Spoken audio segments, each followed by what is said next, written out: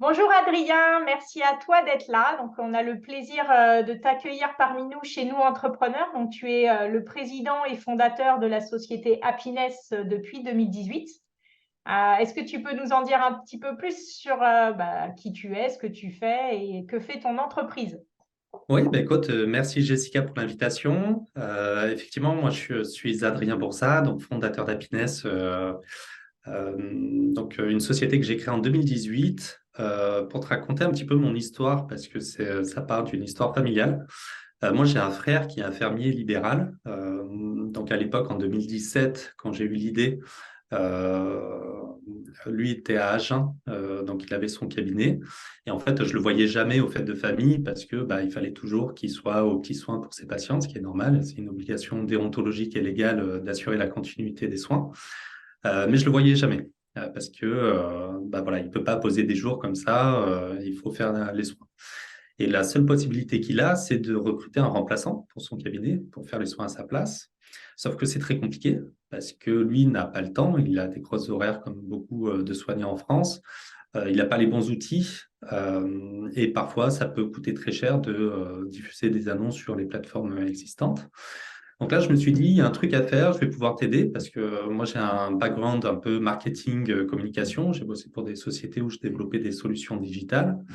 Et quand j'ai vu les plateformes qu'il utilisait pour recruter des remplaçants, je me suis dit, il faut absolument changer ça. C'est des petits sites de petites annonces qui n'ont pas évolué depuis les années 2000. Donc, je D'accord. vais pouvoir t'aider à créer une solution très simple sur mobile. Comme ça, peu importe où tu es, tu peux trouver quelqu'un qui peut te mettre en relation avec des remplaçants ou des candidats potentiels.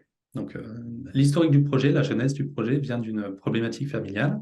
Ok. J'ai porté ce projet alors c'était en 2018, lors d'un Startup Weekend, qu'on appelle maintenant un hackathon, c'est plus moderne, Ouais. sur la santé connectée, c'était en Picardie. Je suis monté sur scène, j'ai présenté cette idée de développer une application mobile innovante pour les infirmiers.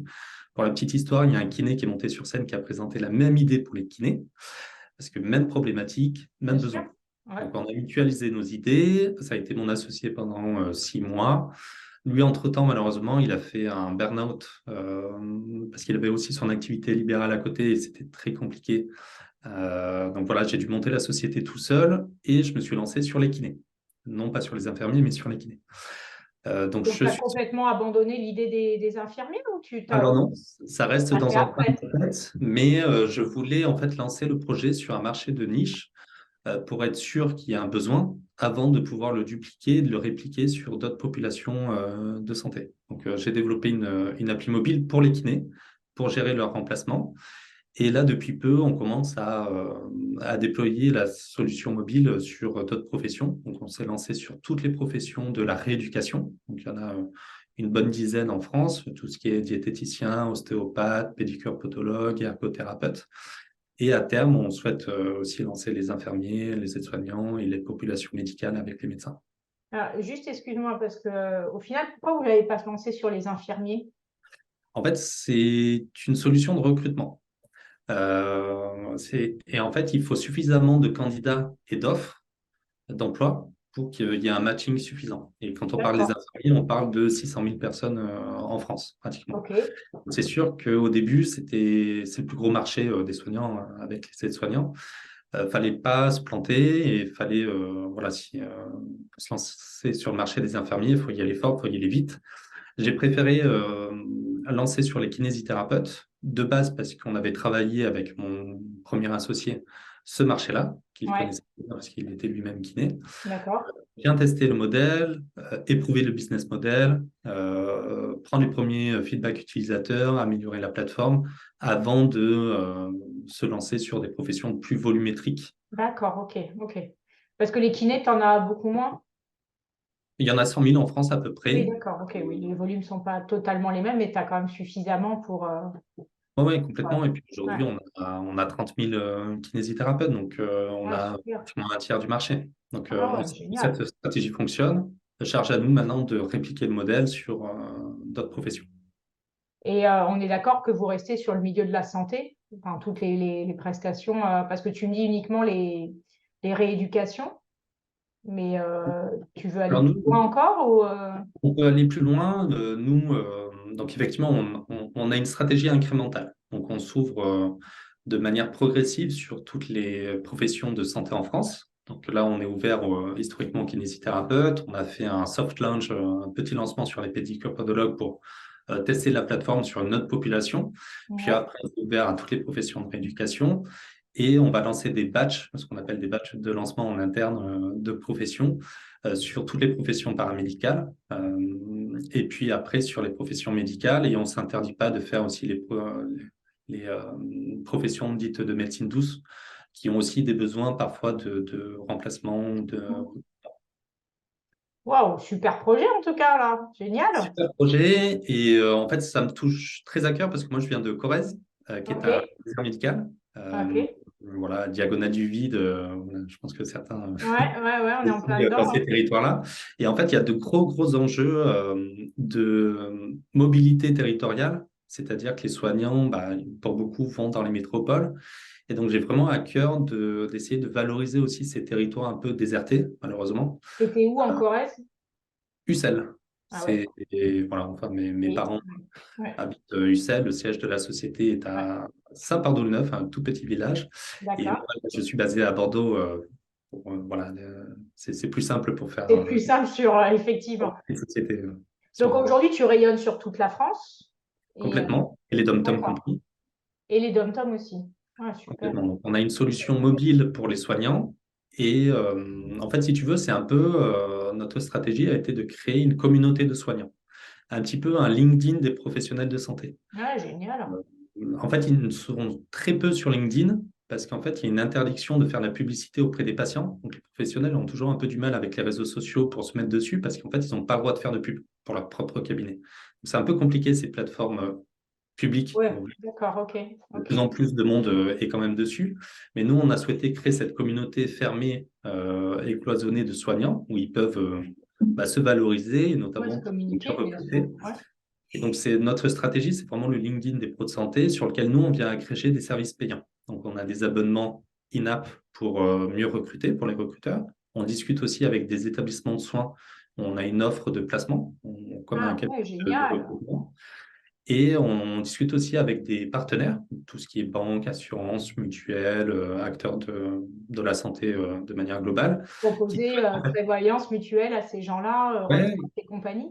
Wow. complètement, parce qu'en fait, nous, on a construit une audience. Et quand on parle d'audience, Ah bah là, c'est forcément, ça positif. intéresse des gens. Ah bah Euh, bien sûr. donc, il y a des gens qui veulent promouvoir leurs offres, leurs services. Donc, on a développé en interne une régie publicitaire, un petit peu comme Google, Facebook, Ouais, pour le génial. marché. Super. Donc, on a la main sur le fait de relayer des opérations de communication de nos partenaires auprès de notre audience, avec un back-office qui nous permet d'avoir un suivi statistique des leads qu'on peut remonter à nos partenaires. Ouais, c'est top. Et donc, vous êtes sur Internet, vous avez une application. Alors, on a une application, on a un site internet, mais qui est pour l'instant un site vitrine. OK. L'objectif l'année prochaine, c'est de développer une web app, ce qu'on appelle une web app, donc Ouais. un site à la fois mobile et web, qui nous permet OK. en fait, de mutualiser les coûts de développement et d'avoir une solution web pour nos utilisateurs. Parce qu'il y a D'accord, beaucoup de cabinets génial. libéraux qui ont des ordis au cabinet, notamment. Alors, à la question, qui est ton meilleur client, qu'est-ce que vous recherchez en fait aujourd'hui? Est-ce que c'est ben voilà, comment tu fais vivre le business? Comment t'aider à le développer? Ouais, bah écoute, j'en ai un petit peu parlé. Nous, on est sur un marché biface, ce qu'on appelle un marché biface, où on a d'un côté des candidats et de Ouais, l'autre des recruteurs. Sur un marché biface, il n'y a qu'une seule stratégie à adopter, c'est de cibler l'un ou l'autre.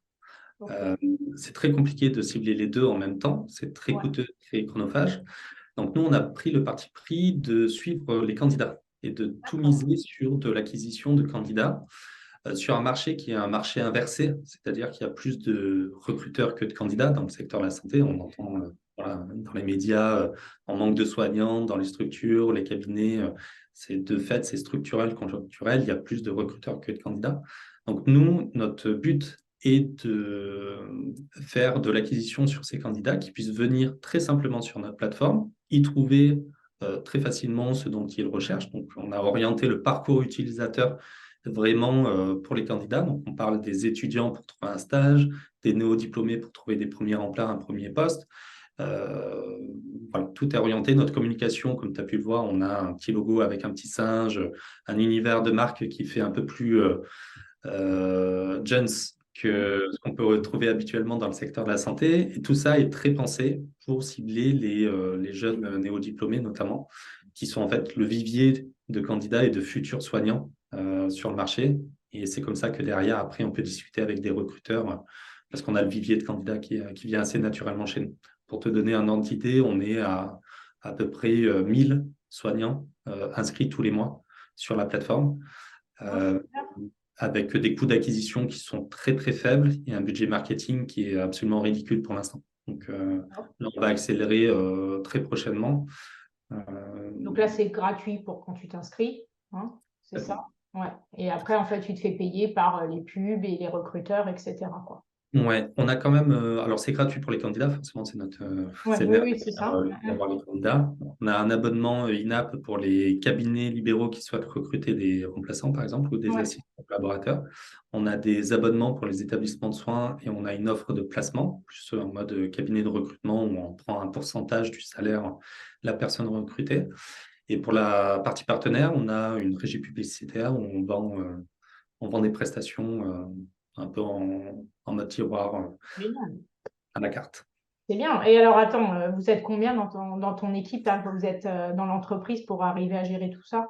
Ouais, ben, alors moi j'ai monté le projet seul suite au départ de mon associé. Ouais, On a très ouais, vite grossi et surtout on a fait grossir les équipes techniques puisqu'on a ok, avant tout un projet tech ouais, pour automatiser un maximum de choses. Donc ouais. là, quand je te parle sur la partie recrutement par exemple, c'est on fait de la mise en relation jusqu'à la signature des contrats et tout est Wow, automatisé sur l'appli. On a génial. eu de recruter une équipe technique, voilà, et là on est une petite douzaine. Ah ouais, super. Et Et pour te dire, on n'avait pas encore de commerciaux sur le projet. d'accord. On vient tout juste de recruter le premier commercial C'est-à-dire que c'était toi qui le faisais avant? parce qu'on avait automatisé la démarche, Ok, c'est-à-dire que tout se faisait directement. Le soignant, le recruteur pouvait s'inscrire et payer directement sur la plateforme. Donc là, on faisait de l'inbound de marketing beaucoup. Et là, maintenant, on va aller chercher un peu plus les clients pour accélérer. d'accord, génial, super. Euh, c'est une belle progression, en tout cas. Vous avez fait une levée de fonds ou tout ça un Oui, petit peu? oui, oui, on a eu besoin à un moment donné d'ouvrir la D'accord. plateforme à d'autres populations que les kinésithérapeutes. Donc, j'ai fait rentrer des business angels sur le projet pour justement cette ouverture et l'expansion un peu commerciale. Aujourd'hui, on est une société rentable. Les trois Génial. derniers points sont positifs. Notre souhait, c'est vraiment d'accélérer. On sait que le modèle fonctionne. Ouais. Euh, euh, Charge à nous de faire grossir cette communauté, puisqu'en fait, on est une plateforme un peu community-based, c'est-à-dire plus la communauté grossit sur notre solution, plus derrière, on a des opportunités auprès des recruteurs, des partenaires pour, voilà, pour les facturer. France, international, c'est quoi vos idées là-dessus? Ouais, alors pour l'instant, franco-français. Ouais, Deux sujets là-dessus. Nous, on est, comme je l'ai dit, une plateforme technique. Donc, en fait, on agrège énormément de data de manière automatisée, mais c'est des data françaises, ouais, donc, disponibles sur les différentes API du gouvernement. Donc, c'est un premier frein pour nous, pour l'expansion ouais, géographique, parce qu'il ouais. faudrait dupliquer la démarche. Mais en fait, donc ça, c'est le premier point. Mais on travaille déjà à l'international puisqu'en fait, les candidats et les néo-diplômés, il y en a beaucoup en France, mais il y en a aussi beaucoup, je pense que tu es, au courant, c'est connu, il y a beaucoup de diplômés qui, pour éviter par exemple la première année de médecine, vont en Espagne, au Portugal, en Italie, faire leurs études et ils reviennent ensuite en France. Donc en fait, on Ah travaille ouais, d'accord, ok. beaucoup à l'international pour du sourcing de candidats. On a des partenariats avec des écoles, des BDE, des organismes d'ailleurs à l'étranger qui nous permettent voilà, de constituer notre communauté de soignants. Oh, génial. Super. Alors, depuis que tu as créé ta boîte, tu dirais quel a été ton plus grand apprentissage? Très très bonne question. Alors j'ai appris à désapprendre. Euh, Euh, J'aime bien Dis-moi dire plus. ça. J'aime bien dire ça parce que j'ai eu l'occasion de travailler dans des grandes sociétés à Paris, voilà, des multinationales. Et en fait, on rentre très vite dans un carcan de process, voilà, des projets un peu tunnels où on réfléchit à la stratégie en amont, on travaille sur le projet pendant 6 mois et puis il sort du bois voilà, au bout de 6 mois, 9 mois. En startup, c'est pas possible. Il faut mettre les mains dans le cambouis, il faut être directement dans l'opérationnel. Donc, j'ai dû déconstruire un peu toute cette carte mentale que j'avais en tête sur le lancement de projet. Donc ça a été le premier challenge. Deuxième challenge, c'est que moi, je viens d'une famille issue du paramédical. Ouais. Mes parents étaient d'anciens fonctionnaires. Donc forcément, Ok. l'entrepreneuriat, c'était pas forcément dans mes gènes. Ouais. Bon, je m'y retrouvais beaucoup aujourd'hui, mais c'était quand même contre nature, en tout cas contre ce que j'avais toujours connu. Donc ça, c'est toujours appréciable de pouvoir se challenger là-dessus. Et ensuite, c'est beaucoup de rencontres et parfois des difficultés internes. Voilà, pas forcément marché, mais voilà comment constituer une première boîte. Voilà, on essuie toujours les erreurs sur un lancement, donc on apprend en marchant. Et Ouais. aujourd'hui, je suis fier de dire qu'au bout de 5 ans, on est arrivé à un point où la société est rentable, tout se passe bien et on ne peut qu'accélérer. Wow, super, bravo en tout cas, hein. Alors, qu'est-ce qui t'inspire le plus aujourd'hui? Ce qui m'inspire le plus, ça reste moi les soignants. Comme je l'ai dit, je viens d'une famille de soignants, donc moi j'ai été un peu le vilain petit canard qui a fait une école de commerce et voilà, j'ai réussi à raccrocher les wagons après Ouais, coup. puis tu as, quand même apporté ta pierre à l'édifice à aider les soignants à réussir. Donc voilà. Exactement. Mais je reste admiratif des aidants, des soignants. Je Ouais. trouve qu'il y a une bienveillance et enfin voilà, Ah bah, ils sont faut passionnés, voir hein. aujourd'hui pour être soignant en France. On l'a vu pendant le Covid. Alors tout le monde applaudissait les soignants, ça s'est très vite arrêté après, mais les soignants continuent de soigner nos aînés, de soigner les gens malades. Et en fait, il faut une force mentale assez dingue. Moi, je Puis je peux suis. aussi faire en Ouais, parallèle ouais, le côté entrepreneuriat, mais je suis admiratif des soignants. ouais, ouais, je partage. Alors, effectivement, on n'en parlait pas, mais le Covid, ça a dû être une période pour vous qui a été phénoménale, hein, en termes Pas de. forcément. Pas forcément, parce que malheureusement pour nous, on ne ciblait pas forcément le premier rideau de soignants, qui était plutôt les Ah, médecins infirmiers. On était sur les kinésithérapeutes qui sont un peu en second rideau, et puis ouais, ouais, en fait, ils ont un peu fermé boutique pendant cette période-là. c'est Donc, vrai. nous, ça a été un pivot. C'est là où on a lancé notre offre B2B auprès des établissements de soins, notamment, parce qu'ils avaient un fort besoin Ah de oui, renfort ah oui, ah oui. soignant à ce moment-là. Donc, on s'est adapté au marché. Mais effectivement, période douloureuse pour les soignants, période douloureuse pour les établissements de soins qui avaient d'autres choses à faire que de lancer des projets innovants de recrutement parce que voilà, c'était un peu à flux tendu. Donc, période un peu creuse, mais qui s'est très vite rétablie par la suite. D'accord, ok, super. Alors, tu disais, on a envie d'accélérer là, donc on recrute un commercial. Alors, à ton avis, quels sont les principaux challenges, défis que vous allez devoir relever? Oui, nous, c'est sur cette accélération. Aujourd'hui, on n'a fait que de l'inbound marketing. Donc, en fait, on a fait de l'acquisition assez naturellement, mais on n'a jamais fait de stratégie vraiment pour aller chercher les utilisateurs ou pour aller chercher les clients. Ouais, La stratégie, c'est tout bête, c'est de faire du commercial. ouais, Ce ouais. qu'on a très peu fait depuis 2018 parce que ça c'est venu assez naturellement à nous. Et donc, profiter de cette phase d'expansion pour vraiment accélérer, développer le chiffre d'affaires, développer des solutions et faire croître notre communauté. Donc là, on a lancé une offre de recrutement. On a lancé aussi on se diversifie en termes de services pour notre communauté. On a lancé le premier métamoteur de recherche de formation continue en France pour les soignants. Ça n'existait pas, à ma grande D'accord, ok. surprise. Donc, on a lancé ça pour in fine, leur faire gagner du temps médical, qu'ils passent moins de temps sur l'administratif, de la recherche et qu'ils puissent plus consacrer du temps sur soigner, qui est quand même Ouais, leur métier, ce qu'on leur demande et ce qu'ils souhaitent faire, eux.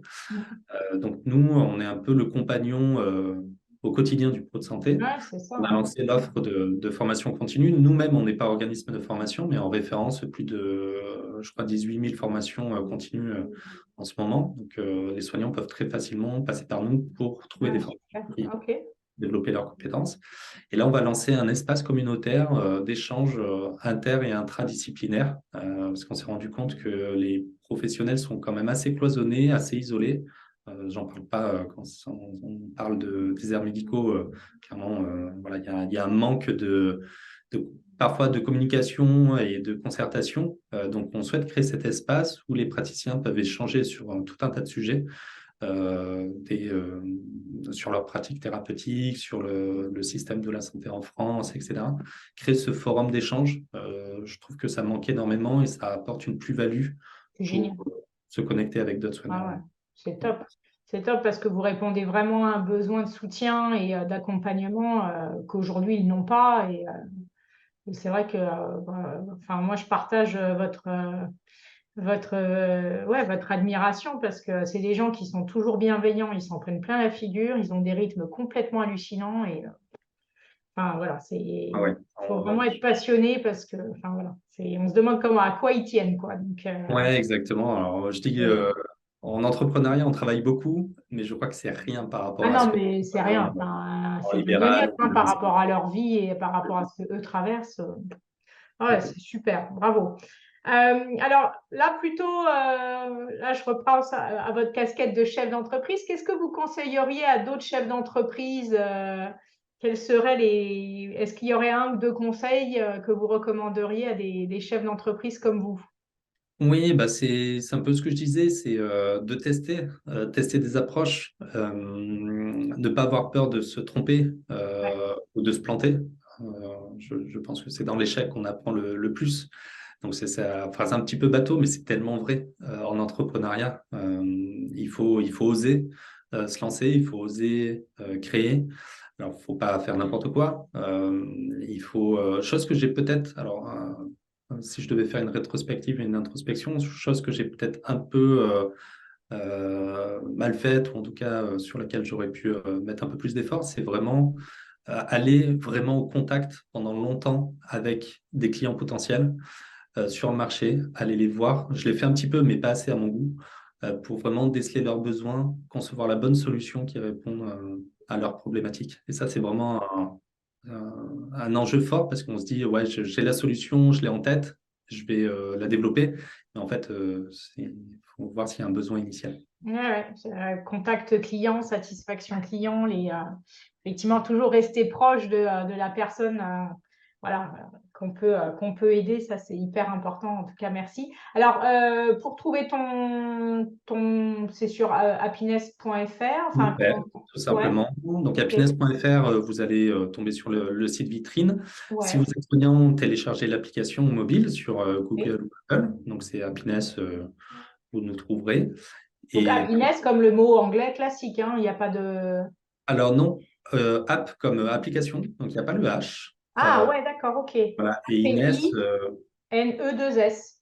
alors A2P, INES, Inès comme le prénom Inès. Ok, il n'y a pas deux S non plus. Non, Ok. non. J'ai bien fait de demander parce que comme ça, si je l'écris, autant que ça soit bien. Ok, parce que je me disais, happiness, c'est pas pris, etc. Ça semblait hallucinant que Ouais, ce soit c'est pas pour ces pris. raisons que j'ai pas pu déposer le H et le S à la fin. C'est ça. La Ok. marque est déposée et c'est principalement pour ça.